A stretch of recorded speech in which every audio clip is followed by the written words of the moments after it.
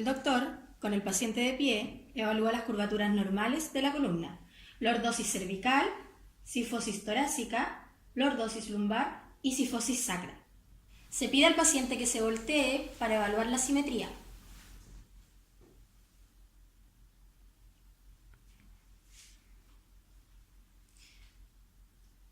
También se evalúa la alineación de los procesos espinosos.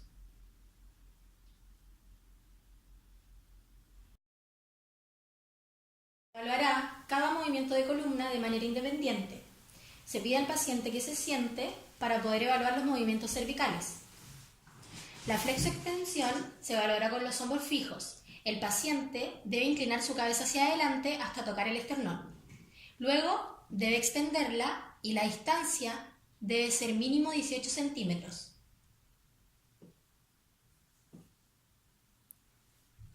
Para evaluar la rotación, el paciente debe girar hacia ambos lados de la cabeza en mínimo 60 grados. Y la flexión lateral se evaluará inclinando la cabeza lateralmente, intentando tocar el hombro con la oreja homolateral. Todos estos movimientos evalúan la articulación atlanto-occipital. Se pide también que camine para poder evaluar así la marcha.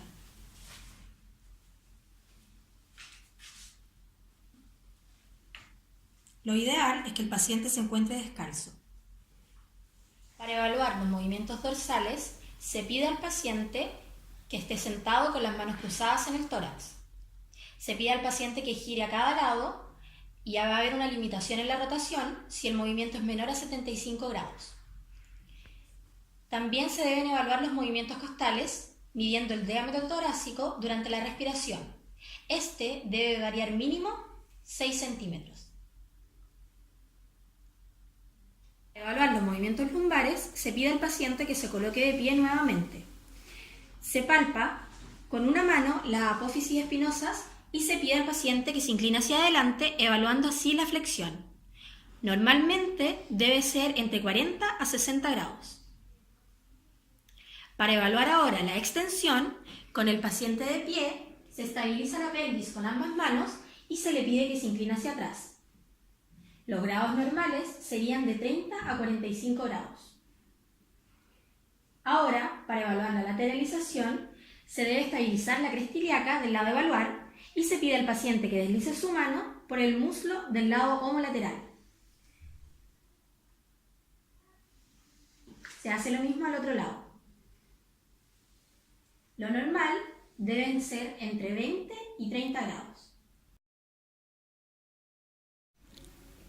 Para evaluar la palpación, se deben tocar los músculos tratando de evaluar su correcta inserción.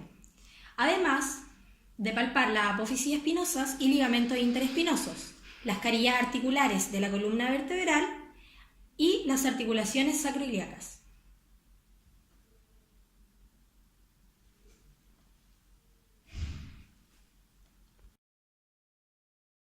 Signo de Neri.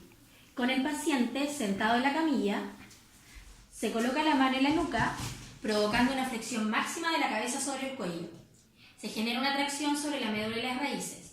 En caso de haber alguna afectación radicular, podrá aparecer dolor en el territorio de la raíz correspondiente. Maniobra de Spurling.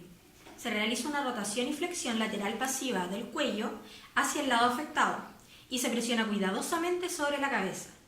El atrapamiento de las raíces o patología articular interhipofisiaria provocará dolor en el miembro superior del lado correspondiente. Maniobra de separación o retracción. Se coloca una mano en el mentón del paciente y la otra contra el occipital. Luego se tracciona la cabeza hacia arriba.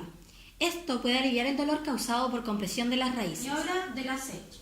Se pide al paciente que se ubique en decúbito supino. Con cuidado, se eleva la extremidad inferior afectada con la rodilla en extensión. El signo será positivo si se produce el dolor irradiado en el trayecto del nervio ciático entre 30 y 60 grados. Este será negativo si la localización del dolor es exclusivamente lumbar. Maniobra de Bragard. Igual que la maniobra de la Sech, pero con dorsiflexión del pie. Esto va a provocar un estiramiento de la rama del nervio tibial posterior y del nervio ciático.